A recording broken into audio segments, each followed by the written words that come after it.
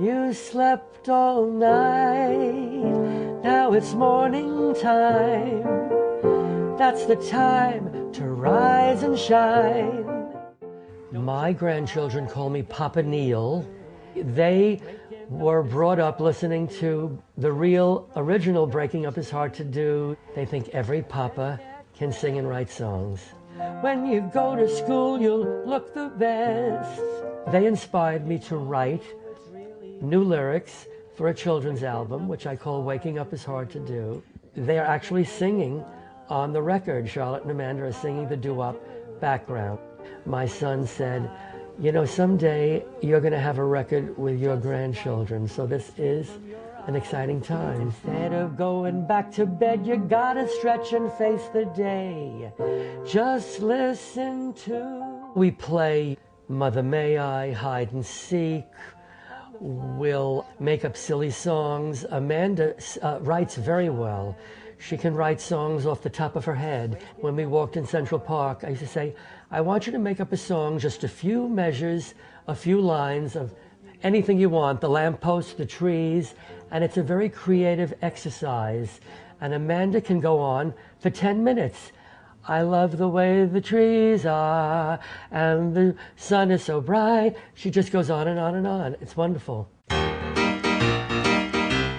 Michael seems to have the musical genes, because when I'm at the piano with him and he's on my lap, I'll take his finger and A, B, C, D, E, F, G, and he sings in tune, which is unusual for a 3-year-old.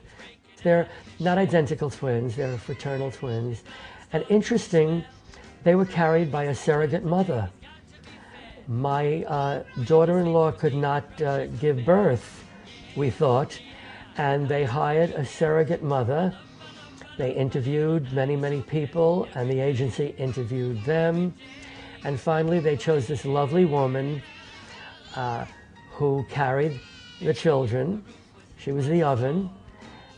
She has no bloodline with them. But lo and behold, when the girls were 3, my daughter-in-law gave birth naturally to Michael.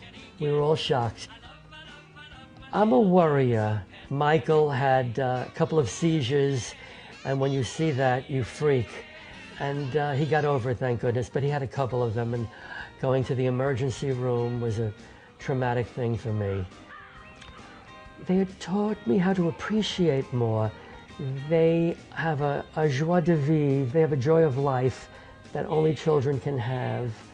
And you know, when we get older, we lose that joy, and they appreciate everything. They look at everything for the first time, and it makes you look again.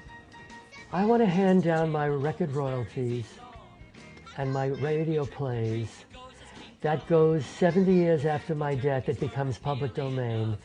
But until that time, my grandchildren and their children will reap the benefits of my songwriting royalties, which are pretty healthy.